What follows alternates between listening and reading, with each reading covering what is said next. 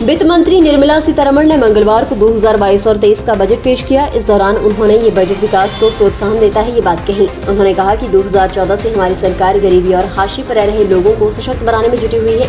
निर्मला सीतारमण ने ऐलान किया कि सरकार ऑर्गेनिक खेती पर जोर देगी। इसके अलावा पीएम आवास योजना के तहत इस साल 60,000 घर और बनाए जाएंगे।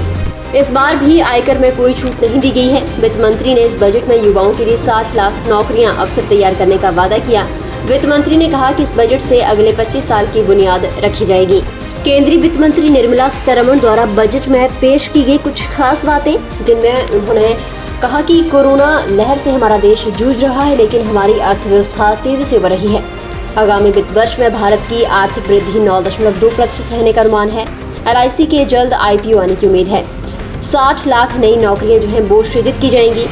5 नदियों को जोड़ा जाएगा। महिला शक्ति के लिए 3 नई योजनाएं लाई जाएंगी। 1 पासपोर्ट जारी किए जाएंगे। डाकघरों में ATM की सुविधा मिलेगी। नई कंपनियों के रजिस्ट्रेशन के नियमों को लेकर बदलाव किए जा रहे हैं। अब कंपनियों के रजिस्ट्रेशन तेजी से हो पाएंगे। वित्त मंत्री निर्मला सीतारमण ने टैक्स को लेकर ऐलान किए हैं, जिनमें इनकम टैक्स की स्लैब में कोई बदलाव नहीं है। ITR में गड़बड़ी होने पर 2 साल तक सुधार कर सकेंगे। दिव्यांग के माता पिता को टैक्स में छूट मिलेगी। NPS में योगदान 14% तक हो सकेगा। कर्मचारियों की पेंशन में टैक्स पर छूट रहेगी। स्टार्टअप को मार्च 2023 तक टैक्स इंसेंटिव। वर्चुअल करेंसी से कमाई पर लगेगा 30% टैक्स। क्रिप्टो करेंसी में घाटा होने पर भी टैक्स देना होगा। कॉर्पोरेट सरचार्ज 12% से घटाकर 7% किया जाएगा। तराशे और पॉलिश किए गए हीरो पर सीमा शुल्क घटाकर 5% किया जाएगा। कौन सा सामान सस्ता हुआ है, आइए जानते हैं।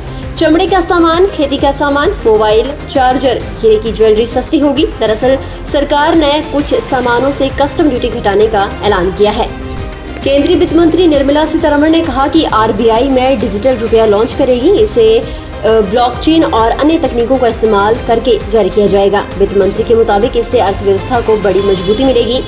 वित्त मंत्री ने बताया कि ग्रामीण और शहरी क्षेत्रों में 60,000 घरों की पीएम आवास योजना के लाभार्थियों के रूप में पहचान की जाएगी। 2022 और 23 में पीएम आवास योजना के लाभार्थियों के लिए 80 लाख मकानों का निर्माण पूरा किया जाएगा। इसके अलावा 2022 और 23 में 3.8 करोड़ घरों को हर घर नल से जल योजना से जोड़ा जाएगा। इसके लिए 60,000 करोड़ रुपए जारी किए गए हैं।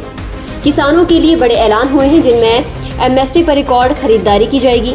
साल 2023 मोटा अनाज वर्ष घोषित। तिलहनों के उत्पादन को बढ़ाने की दिशा में काम करेगी सरकार। ऑर्गेनिक खेती पर सरकार जोर देगी। किसानों को डिजिटल सर्विस मिलेगी। सिंचाई पेयजल सुविधाएं बढ़ाने पर जोर दिया जाएगा। गंगा नदी के किनारे 5 किलोमीटर चौड़े गलियारों में किसानों की जमीन पर फोकस के साथ पूरे देश में रसायन मुक्त प्राकृतिक खेती को बढ़ावा दिया जाएगा। रेलवे छोटे किसानों और उद्यमों के लिए कुशल लॉजिस्टिक्स विकसित करेगा। स्थानीय उत्पाद की सप्लाई चेन बढ़ाने के लिए एक स्टेशन एक उत्पाद योजना शुरू की जाएगी। एग्री यूनिवर्सिटी को बढ़ावा मिलेगा। खेती में मदद करेगा ड्रोन। किसानों की आय को बढ़ाने के लिए PPP मोड में योजना शुरू की जाएगी। परिवहन सुविधा में सुधार के लिए बड़े ऐलान हुए हैं, जिनमें 3 साल में 400 नई पीढ़ी की वंदे भारत ट्रेनें चलाई जाएंगी। 1 साल में 25,000 किलोमीटर हाईवे विस्तार पर 20,000 करोड़ रुपए खर्च होंगे। 8 नई रोपवे का निर्माण किया जाएगा। अगले 3 सालों में 100 PM गति शक्ति कार्गो टर्मिनल विकसित किए जाएंगे।